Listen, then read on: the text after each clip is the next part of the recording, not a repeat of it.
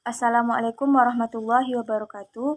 Saya Silma Natalia, NIM 2120293, kelas PAI 3H, akan menjawab ujian tengah semester, mata kuliah, Manajemen Pendidikan, dosen pengampu Dr. Sito Rahmana MA. 1.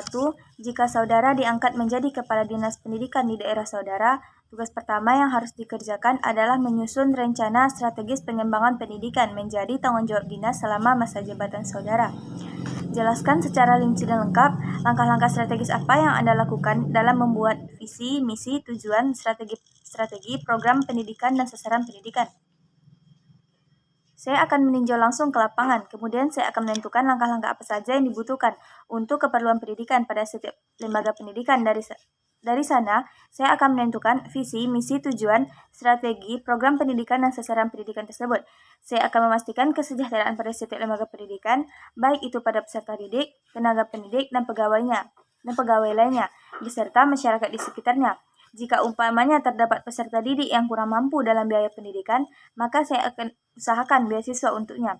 Dan bagi pegawai-pegawai honorer yang telah lama mengabdi pada suatu lembaga pendidikan, akan saya usahakan kesejahteraannya. 2. Sejatinya pendidikan bertugas untuk menyiapkan peserta didik agar dapat mencapai peradaban yang maju melalui perwujudan suasana belajar yang kondusif. Aktivitas pembelajaran semakin menarik dan menyenangkan, sehingga proses pendidikan menjadi lebih efektif dan kreatif. Lalu, bagaimana seharusnya sistem pendidikan nasional yang sekarang ini diterapkan dalam konsep pengembangan negara dan bangsa Indonesia? Seharusnya sistem pendidikan nasional di Indonesia saat sekarang ini yang diterapkan dapat menjangkau daerah-daerah terpencil, seperti misalnya sarana pendidikan atau perpustakaan yang bisa terjangkau atau merata untuk setiap daerah, bukan hanya perkotaan saja. Sarana pendidikan yang tidak merata membuat pendidikan menjadi tidak efektif dan kondusif. Kemudian dalam penyebaran tenaga pengajar, jumlah tenaga pendidik di Indonesia bukan menjadi masalah dalam proses pembelajaran, akan tetapi dalam penyebarannya yang kurang efektif dan tidak merata, sehingga banyak di daerah-daerah yang terpencil yang kekurangan tenaga pendidik yang berkualitas. Hal ini dapat menyebabkan pendidikan tidak berjalan sesuai harapan dan tujuan sistem pendidikan nasional.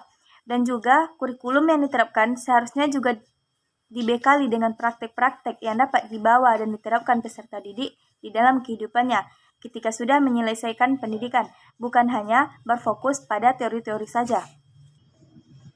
3. Pengembangan profesionalisme guru menjadi perhatian secara global, karena guru memiliki tugas dan peran bukan hanya memberikan ilmu pengetahuan dan teknologi saja, melainkan juga membantu sikap dan jiwa yang mampu bertahan dalam era hiperkompetensi. Tugas guru adalah membantu peserta didik agar mampu beradaptasi terhadap tantangan kehidupan. Pemberdayaan peserta didik itu meliputi aspek-aspek kepribadian, terutama aspek intelektual, sosial, emosional, dan keterampilan. Nah, bagaimanakah cara guru dalam mewujudkan kualitas pendidikan yang bermutu untuk peserta didiknya agar menjadi pribadi yang berintelektual, hebat, tangguh, dan mandiri? Pertama, guru harus memiliki kepribadian luhur, bermartabat, berwibawa, karismatik, memiliki daya magnet bagi peserta didik, sehingga peserta didik bisa menemukan sosok orang tua kedua yang menjejukkan. Yang kedua, guru harus bisa memberikan keteladanan bagi peserta didik dan bermanfaat bagi manusia lainnya, sehingga bisa menjadi contoh bagi peserta didik. Ketiga, guru harus memiliki pemahaman mengenai materi yang diajarkan, bukan hanya terpaku kepada teks yang tertulis saja. Keempat, guru harus memiliki kekreatifan dalam mengajar sesuai jenjang pendidikan yang diajarkan, sehingga pembelajaran tidak membosankan bagi peserta didik. 4. Peranan perguruan tinggi sangat signifikan sebagai penggerak dalam meningkatkan sumber daya manusia, karena perguruan tinggi bertujuan untuk mempersiapkan peserta didik dalam memasuki dunia kerja dan karir, mempersiapkan peserta didik untuk dapat berintegrasi dalam hidup dengan baik dalam bermasyarakat. Sistem pendidikannya memudahkan peserta didik menuntut pendidikan sesuai dengan bakat, minat, dan tujuannya. Bagaimanakah cara pengelolaan dan peningkatan sumber daya manusia di perguruan tinggi agar menghasilkan generasi bangsa yang cerdas, kompetitif, dan produktif? Pertama, yaitu dari segi dosen, sebagai pengajar dan pendidik. Dosen harus mempunyai kualifikasi yang diperlukan bagi penyampaian ilmunya kepada mahasiswa. Dengan tenaga dosen yang berkompeten dan berkualitas akan memudahkan penyampaian ilmu pengetahuan dan teknologi sehingga apa yang disampaikan kepada mahasiswa dapat diterima dan dikembangkan sesuai dengan kemampuan mahasiswa dengan kajian bidang ilmu yang dipilihnya. Peningkatan kualitas dosen perlu dimulai dari sistem perekrut, peningkatan kemampuan dosen, sistem penilaian terhadap kemampuan dan kinerja dosen, serta sistem peningkatan karirnya. Kemampuan dosen itu meliputi kemampuan dalam ilmu pengetahuan yang akan diajarkan dan teknik dalam memberikan pengajaran. Hal ini berarti peningkatan kemampuan dosen perlu dilakukan dari dua aspek, yaitu peningkatan ilmu pengetahuan di bidangnya dan kemampuan atau keterampilan dalam mengajar, yakni menggunakan metode pembelajaran secara tepat.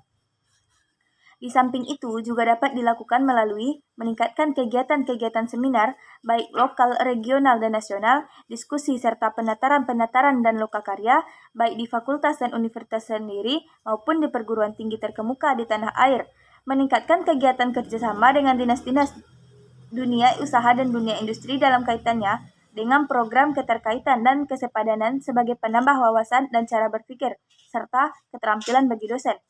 Yang kedua yaitu dari segi mahasiswa. Ini bisa dilakukan dengan cara seleksi pada calon mahasiswa. Pada sebagian institusi perguruan tinggi biasanya membuat target dalam menampung mahasiswa sebanyak-banyaknya.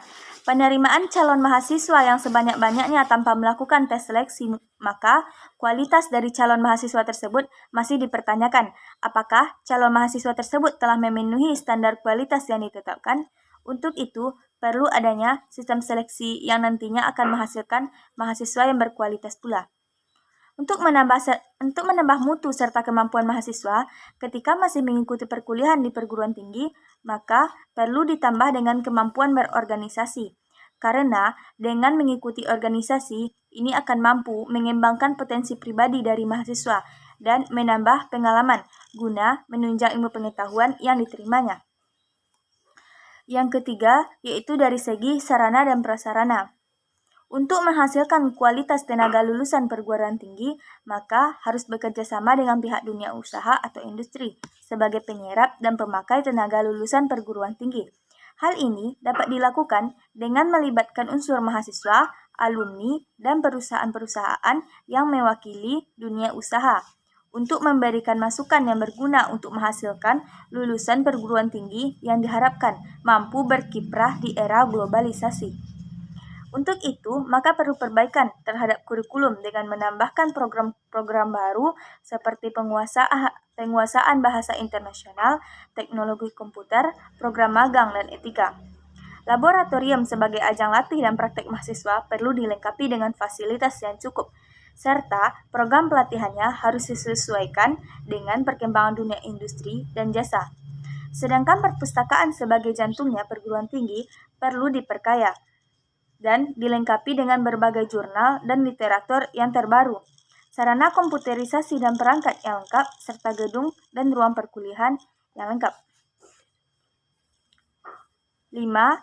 Lembaga pendidikan yang akuntabel, berkualitas baik dalam pengelolaan sumber daya, mampu bersaing dengan lembaga pendidikan lain, dan dapat mengantarkan peserta didik ke jenjang pendidikan yang lebih tinggi, ataupun ke dunia kerja dengan bekal ilmu kepengetahuan dan teknologi, serta keterampilan teknis yang sangat diperlukan oleh dunia usaha dan industri.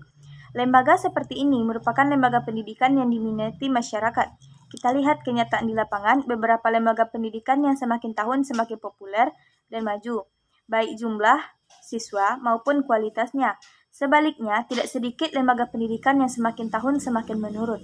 Hal apa yang seharusnya dilakukan oleh pengelola lembaga pendidikan untuk menciptakan lembaga pendidikan baik dan bermutu, yang memperhatikan dan memenuhi harapan dari semua pihak yang terlibat dalam pendidikan. Pemerintah telah mencoba memperhatikan kualitas pendidikan dengan meningkatkan standar kualitas lulusan sekolah, memberi tunjangan sertifikasi guru dan tunjangan daerah. Akan tetapi, kompensasi dari hasil penambahan kesejahteraan belum signifikan dalam mengangkat kualitas pendidikan. Kenyataan di lapangan masih banyak sekolah dengan guru lulusan sertifikasi yang memiliki standar di bawah minimum. Untuk menyiapkan pendidikan yang berkualitas, pengelola lembaga pendidikan dapat melakukan peningkatan kemampuan belajar, pemanfaatan lingkungan secara maksimal, sarana dan prasarana yang baik, evaluasi dan monitoring yang terukur dan terencana, hubungan yang baik antara sekolah dengan masyarakat. 6. Materi yang sudah kita pelajari membahas tentang konsep dasar manajemen organisasi lembaga pendidikan, identifikasi sumber daya manusia dalam pendidikan, manajemen peserta didik, manajemen tenaga pendidikan. Carilah jurnal-jurnal terbaru terkait salah satu materi yang dibahas. Kemudian, cantumkan jurnal tersebut dalam tugas saudara dan berikanlah gagasan ilmiah saudara terkait dengan jurnal tersebut dan bagaimanakah implikasi terhadap pelaksanaan proses pendidikan masa sekarang. Jurnal yang saya ambil yaitu tentang manajemen tenaga kependidikan pada madrasah yang ditulis oleh Hidayat Maskur Purwonto Siti Khoiriyah pada tahun 2021. Gagasan ilmiah saya terkait jurnal yaitu mengenai manajemen tenaga kependidikan pada madrasah, di mana tenaga guru yang dibutuhkan perlu analisa yang mendalam, karena guru yang tersebar di setiap lembaga pendidikan di Indonesia belum merata, dan persaingan di antara para guru pun semakin meningkat, lantaran tingginya tuntutan kinerja para guru untuk menghasilkan kualitas pendidikan yang bermutu. Belum lagi masalah gaji, di mana guru yang bukan PNS tidak mendapatkan kejelasan gaji yang akan mereka terima, seperti kenyataan yang dapat kita lihat di sekolah-sekolah atau lembaga pendidikan di sekitar kita. Kemudian permasalahan profesionalisme kerja guru yang berefek pada hasil akhir kependidikan.